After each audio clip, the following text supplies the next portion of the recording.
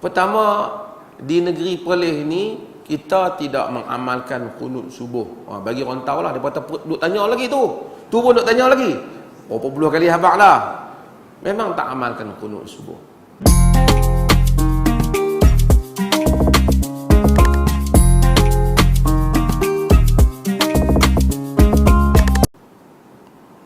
Ada masjid kunut subuh, imam angkat tangan dan kunut secara sir sampai habis. Boleh ke kunut macam tu?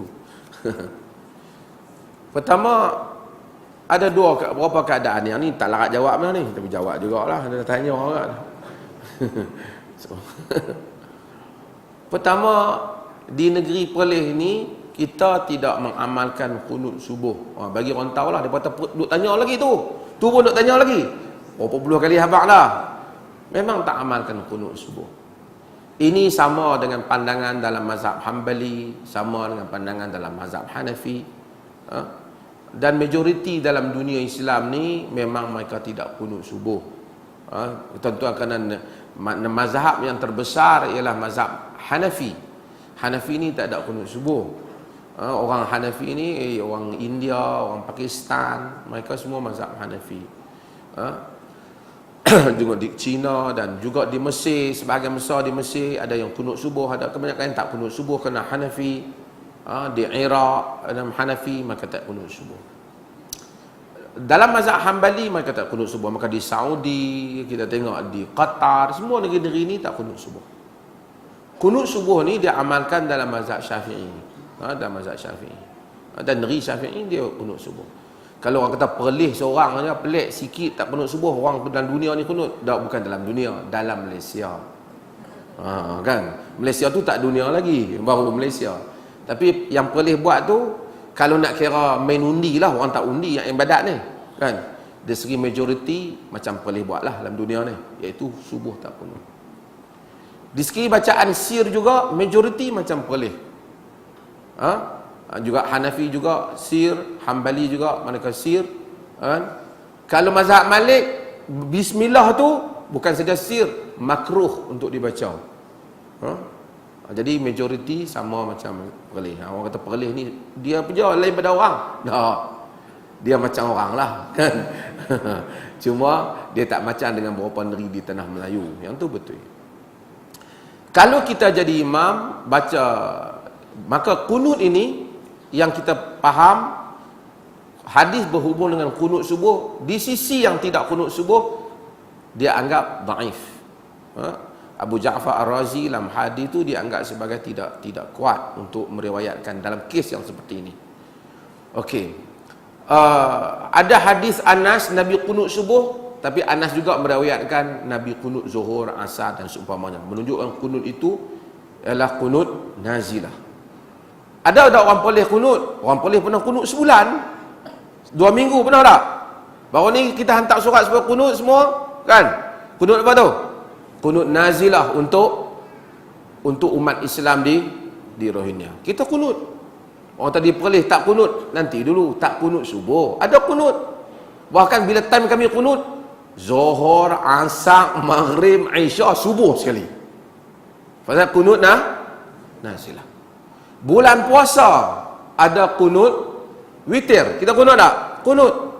Yang masa tu kita baca Allahumma hdina ataupun Allahumma hdini fiman hadait wa afini fiman afait. Bagi kita bacaan itu merujuk kepada salat witir. Kunut witir. Jadi kalau imam baca, dia jadi imam, dia baca kunut itu, dia hendaklah membacanya dengan jahar untuk makmum di belakangnya untuk mengaminkannya. Itu cara yang berlaku di Perlis. Ini dengar betul-betul. Pak negeri lain tu dengar tak habis lagi, dia tak lah, dengar dulu habis. Kalau orang Perlis pergi di tempat lain, imam itu kunut, dia mazhab Syafi'i, maka seperti mana telah kita bagi tahu, maka hendaklah kita kunut bersama dengan imam. Innama ju'ila al-imam liyutamma bih, dijadikan imam untuk kita ikut. Maka kita ikut imam. Kita ikut imam. Maka imam kunut, kita pun kunut. Karena kita tak pernah kata kunut itu bid'ah. Kita kata dia khilaf, kita kata khilaf dia, di sisi kita ia pandangan yang lemah. Disebabkan hadis itu kita tak kunut. Tetapi kalau imam kunut, kita tak kata subhanallah, subhanallah, kita tak buat kerja tu. Hak orang kata depa ni duk kata siapa kunut masuk neraka. Tak ada siapa kata, hampa sendiri yang kata, hampa sendiri duk buat takut. Tak ada siapa pun yang kata perkara yang seperti itu. Okey. Kalau sekiranya kita pi jadi imam tempat orang, semua di belakang tu makmum dia mazhab Syafi'i dan dia tak faham macam kita faham ni. Kalau tak kunut, kalau dia kira macam wajib mandi, balik kena mandi lain. Macam tu lah. Ataupun memang subuh tak sah pada dia. Dia tak faham. Maka kalau tanya kita dalam hal itu, kita walaupun kita beriktikad tak payah kunut, untuk mengelakkan masalah di tempat yang demikian, maka kita kunut. Tetapi jika ulul amri di tempat itu bagi tahu tidak kunut, bagi imam-imam yang rasmi yang bertugas dengan ulul amri, maka dia mengikut ulul amri. Jika ulul amri kata kunut, bagi yang bertugas dengan ulul amri, dia ikut ulul amri. Tapi kalau dia semayang sendiri, ulul amri tak boleh paksa semayang dia. Dia nak kunut ke, dia nak tak kunut, itu bukan, tak boleh. Kerajaan tidak boleh memaksa kifiat semayang rakyat. Tak boleh. Tapi hanya dia boleh menyelaraskan apabila bertugas dengan dia, ataupun berada di bawah bidang kuasa dia. Berada di bawah bidang kuasa dia. So kita jelas dalam hal yang seperti ini. Kita pi cuma ada pendapat Ibn Bas, saya sebutlah, tak kira ada orang kata tu mufti baca tak habis. Tak apalah, sebut berhabis.